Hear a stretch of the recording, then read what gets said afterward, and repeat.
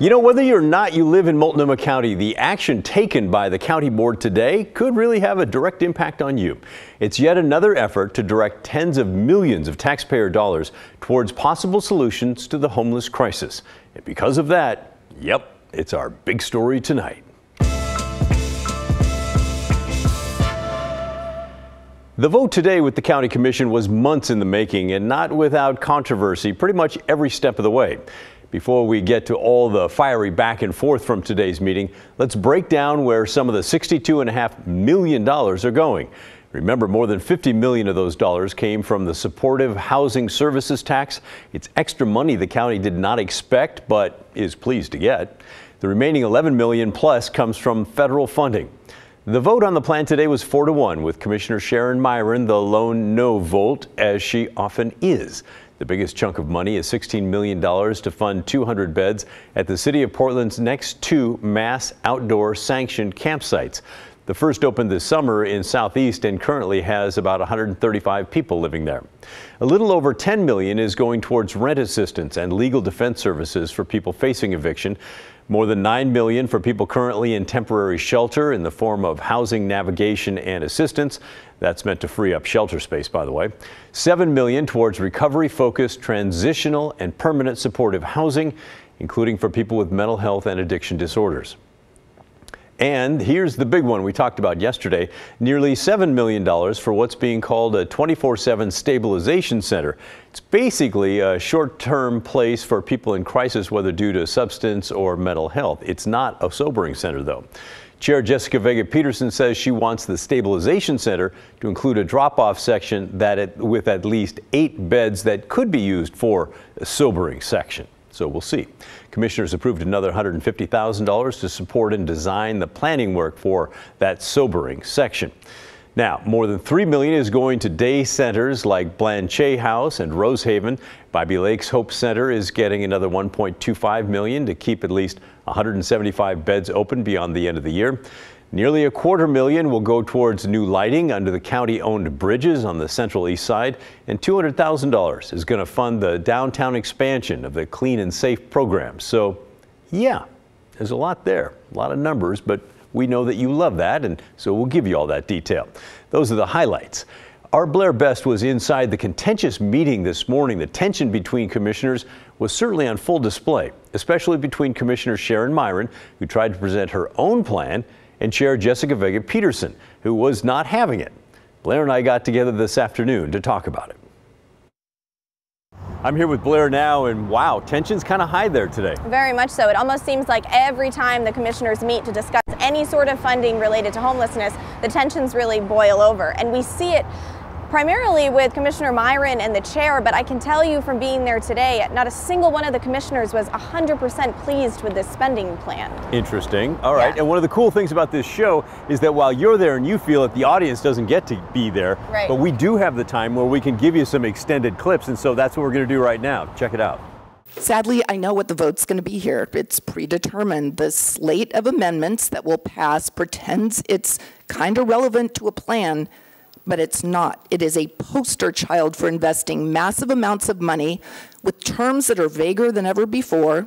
I'm curious, just in terms of even visiting some of these places that the county is involved in, if the chair has personally visited the BHRC over the past couple of months.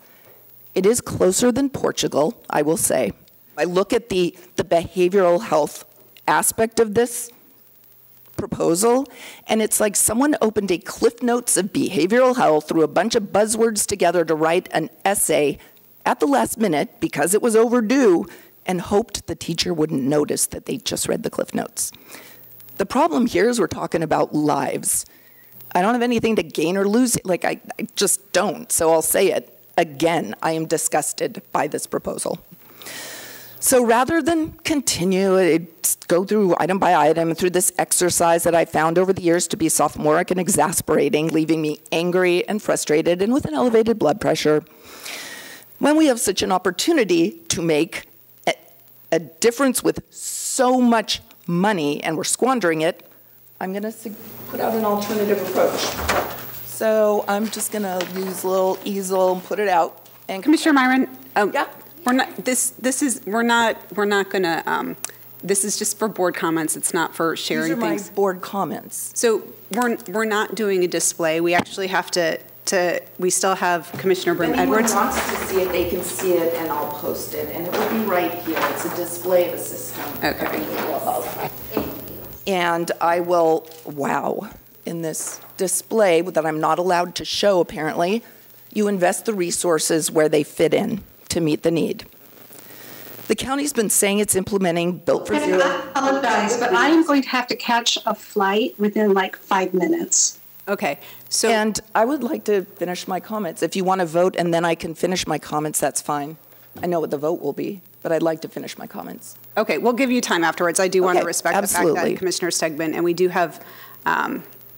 have a hard stop. Commissioner Brim-Edwards, would you like to provide your comments? Well, I'm not sure I'm going to be done in the 5 minutes.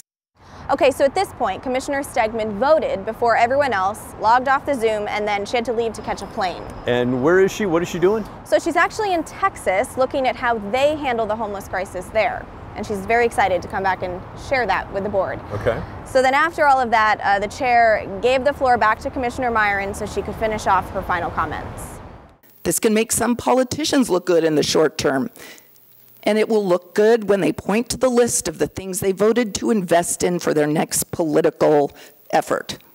But it will not change our systems. It will not move the dial. And so $60 million more will go down the drain. Thank you. Commissioner Brim-Edwards, I'm going to have you go in a second, but I will just say, Commissioner Meieran, you are very out of line in impugning the motives of our partners, our staff, and the members of this board. So your comments are completely out of line. They are not something that would have been acceptable as we have conversations in the legislature and people are making comments. You are never allowed to impugn the motives of your colleagues, and I'm not going to stand for it here. So I'm just setting that boundary really quickly. I did that with Commissioner Brim-Edwards when she made a comment that lended in that direction and earlier. So there has to be respect, and you don't know why people are voting for things except for what they say. So to say that your colleagues are not taking the issue of homelessness seriously, I didn't say yes, that. you did. No, I didn't. You did. It was in your comments. I wrote it down. So you did, and all I'm saying is, regardless of what you think you said, what we heard was your take on what people motives are, but that is not reflective of the statements that people have made. That is not reflective of the actions that people have taken here, and it's not appropriate. And I'm telling you this now because I'm not going to allow you to continue to make comments like that in the future.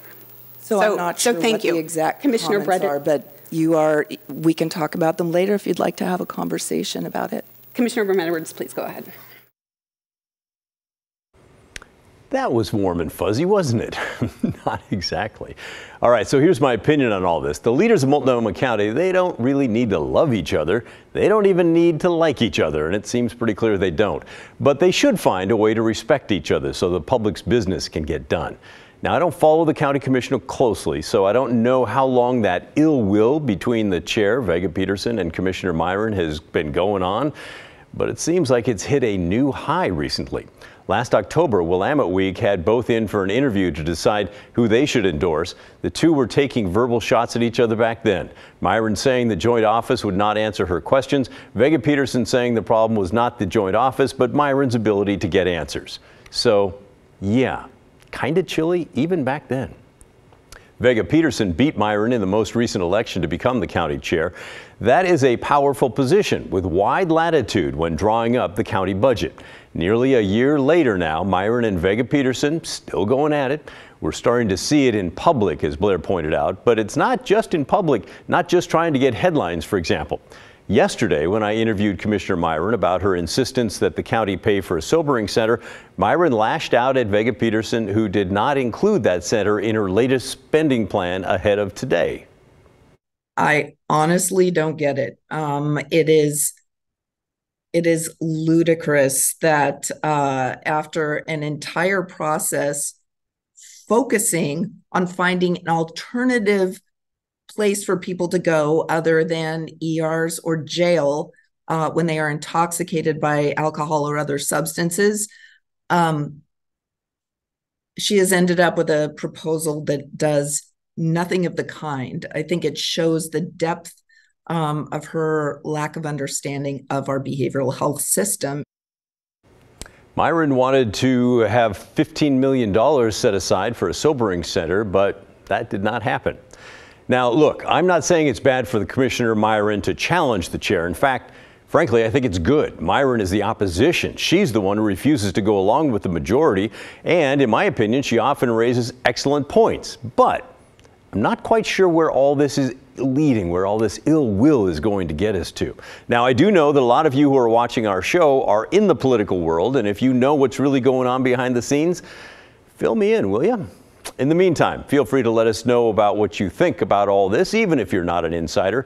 You could email us. The address is thestory@kgw.com, or call and leave the team a voicemail, 503-226-5090. Let's hope the $60 million infusion will lead to results.